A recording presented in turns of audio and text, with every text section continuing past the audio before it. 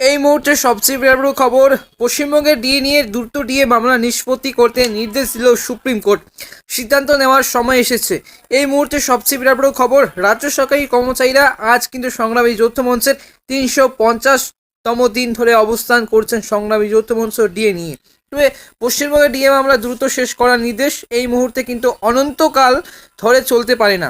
এবং রাজ্য সরকারি কর্মচারীরা যে দিনের পর দিন যে আগামী পরবর্তীকালে তাদের ভবিষ্যৎ কী এবং ডিএ এবং কেন্দ্র হারে ডিএ পাবে কিনা অবশ্যই কিন্তু জানাবো আজকের এই ভিডিওতে। পশ্চিমবঙ্গের রাজ্য সরকারি কর্মচারীদের কর্মীদের ডিএ তথা বকেয়া মহার্ঘ ভাতা মেটানোর দাবি নিয়ে কিন্তু আজ থেকে 3 বছর আগে আন্দোলন অবতীর্ণ হয়েছিলেন যে রাজ্য সরকারি কর্মচারীরা এবং কর্মজীবীরা। তা নিয়ে একাধিক ঝামেলা ঝঞ্ঝাট এমনকি মামলাও কিন্তু চলেছে এবং তিনবার জয় পেলেও কিন্তু রাজ্যের টালবাহানায় তার নিষ্পত্তি এখনও পর্যন্ত হয়নি। রাজ্যের সংগ্রামী যৌথ মঞ্চের উদ্যোগে অক্টোবর মাসের যে গতকাল এবং আজ ধর্মঘটের ডাক দেওয়া হয়েছে। তবে এই নিয়ে কিন্তু 3-4বার এবং 7-8বার কিন্তু ডিএ মামলার নিষ্পত্তি এবং ডিএ মামলার কিন্তু বৈঠক পেছানো হলো। তবে এদিকে পরশু ও গতকাল রাজ্য সরকারি কর্মচারীদের প্রাপ্য বেতন এবং বকেয়া মহার্ঘ ভাতা মেটানোর দাবিতে কিন্তু আরেক দফা কর্মবিরতি পালন করেছেন হাজার হাজার কর্মচারীরা, সমস্ত সরকারি কর্মচারীরা, যার মধ্যে রয়েছেন শিক্ষক শিক্ষিকারাও। কিন্তু রাজ্য সরকারি কর্মচারীরা আর কতদিন এভাবে নিজেদের যে প্রাপ্য বুঝে নেওয়ার দাবিতে সংগ্রাম করবেন?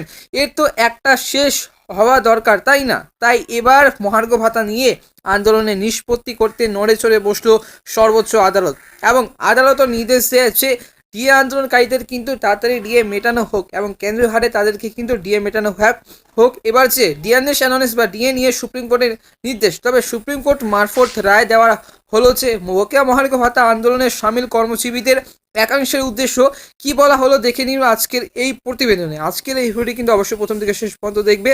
বকেয়া মহার্ঘ ভাতা এবং বেতন বৃদ্ধি, স্যালারি হাইক, এই দুয়ের দাবিতে যে সমস্ত শিক্ষক শিক্ষিকারা আন্দোলন চোখ দিয়েছিলেন তাদেরকে রাজ্য সরকার নাকি অনেক দূর দূরান্তের কিন্তু জায়গায় বদলি করে দিচ্ছিল, এমনটা অভিযোগ ওঠে। এর বিরুদ্ধে কিন্তু প্রতিবাদে এবং সামিল হন হাজার হাজার শিক্ষক শিক্ষিকারা এবং অন্যান্য রাজ্য সরকারি কর্মচারীরা। এই নিয়ে কিন্তু মামলা দাখিল করা হয় সুপ্রিম কোর্টেও।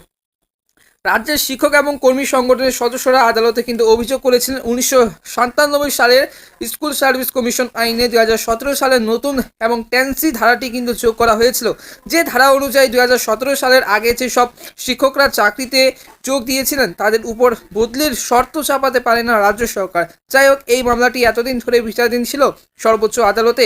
তবে সম্প্রতি এই যে মামলার সম্পর্কে রায় ঘোষণা করে দিয়েছে আদালত, আর সেই রায়কে শুনে কিন্তু খুশি হয়েছেন সকল অভিযোগরা।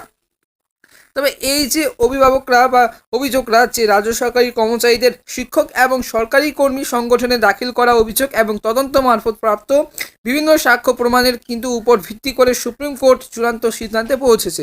তারা স্পষ্ট জানিয়ে দিয়েছে যে 2017 সালের পূর্বে যে সমস্ত শিক্ষক শিক্ষিকারা চাকরিতে নিয়োগ পেয়েছেন তাদেরকে দূর দূরান্তের জায়গাগুলিতে বদলির শর্ত দিতে পারে না রাজ্য সরকার। তবে হ্যাঁ, প্রয়োজনকৃত হলে অবশ্যই কাছাকাছির কিন্তু কোনো স্থান বা স্কুলে তাদেরকে বদলি করা যেতে পারে, কিন্তু দূরের স্থানের স্কুলগুলিতে কিন্তু তাদের বদলি করা যাবে না কোনোভাবে, কারণ এটি আইন বিরুদ্ধ এবং তার সঙ্গে যথেষ্ট অসুবিধাজনক কিন্তু সেই সমস্ত শিক্ষক শিক্ষিকাদের পক্ষে। যদিও এই বদলি নাকি প্রতিহিংসামূলক বদলি হয়েছে বলে অভিযোগ, কারণ যে সমস্ত স্কুল থেকে বদলি হয়েছে এবং সমস্ত স্কুলে তারা কিন্তু সারপ্লাস ছিলেন না এবং দাবি বদলি হওয়ার কর্মীদের। এদিকে শিক্ষকদের যে বদলি নিয়ে সুপ্রিম কোর্ট যে রায় দিয়েছে তার সপক্ষে বক্তব্য পেশ করেছেন রাজ্যের বিরোধী দলনেতা এবং নন্দীগ্রামের বিধায়ক শুভেন্দু অধিকারী। রাজ্য সরকারের প্রতি তোপ দেখে শুভেন্দু মন্তব্য করেছেন, যে সব শিক্ষকরা ডিএর দাবিতে সরকারের বিরুদ্ধে আন্দোলন করছেন তাদেরকে ওই ধারা এবং প্রয়োগ করে বদলি করা হচ্ছে। ডিএনএস অ্যানালিস এর দাবিতে কিন্তু আন্দোলনকে শেষ করে দিতেই এই ধারা অনৈতিকভাবে কিন্তু প্রয়োগ করছিল রাজ্য সরকার। তবে ডিএ মামলার ভবিষ্যৎ কি? এটা কি পরবর্তীকালেও চলবে নাকি এই বছরেই কিন্তু শেষ?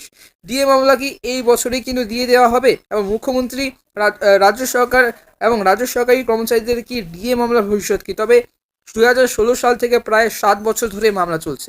তবে কলকাতা হাইকোর্ট একাধিকবার কিন্তু মামলার রায় কর্মীদের পক্ষে দিল, রাজ্য সরকার রিভিউ পিটিশন ও একাধিক যুক্তি দেখে মামলাকে বিলম্বিত করেছে। এমনটাই অভিযোগ রাজ্য সরকারি কর্মচারীদের একাংশের।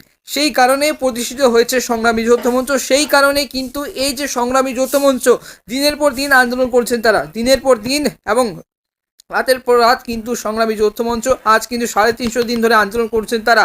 এবং আগামী 19 জানুয়ারি কিন্তু মহাসমাবেশ করতে চলেছেন ডিএ নিয়ে। আর এই যে মঞ্চে ধীরে ধীরে ভিড় বাড়ছে বিজেপির একাধিক শীর্ষ নেতৃত্বের। আর এই পরিস্থিতিতে দ্রুত মামলার রায় ঘোষণা করে প্রকৃত ডিএ আদায় করার একমাত্র লক্ষ্য কর্মীদের। এরপরেই কিন্তু এর আগেই আদালত থেকে জানানো হয়েছে মামলা চিরন্তর কাল ধরে চলতে পারে না, এটা কিন্তু নিষ্পত্তি দরকার, ডিএ মামলা দরকার। এবং রাজ্য সরকারি কর্মচারীদের যে 10% হারে কার্যকর হবে এই 2024 সাল থেকে, এবং সেটা কিন্তু ফেব্রুয়ারি মাস থেকে পেয়ে যাবে সেই ডিএডি। আর নভেম্বরের শুনানিতে সেই প্রতিফলনেই কিন্তু দেখা যাবে বলে আশা করেছেন। তবে এই নিয়ে কিন্তু বারবার ডিএ মামলা পেছানো হয়েছে। ডিএ মামলার আইনজীবী প্রবীর চ্যাটার্জি এর যে এদিকে পর 2 দিন ধর্মঘট করা আজ শেষ, এবং মানস ভূঁইয়া জানান যে নিয়মিত মাইনে নিয়ে কাজ না করে ধর্মঘট করে জনগণের পরিষেবা না নেওয়া জনগণকে হয়রানি করার সমান। বন্ধুরা, আপডেট আসছে, অবশ্যই কিন্তু আপডেট পেতে আমাদের এই ভারত এক্সক্লুসিভ ইউটিউব চ্যানেলটিকে কিন্তু অবশ্যই সাবস্ক্রাইব করে পাশের বেল আইকনটা অবশ্যই ক্লিক করে রাখবে।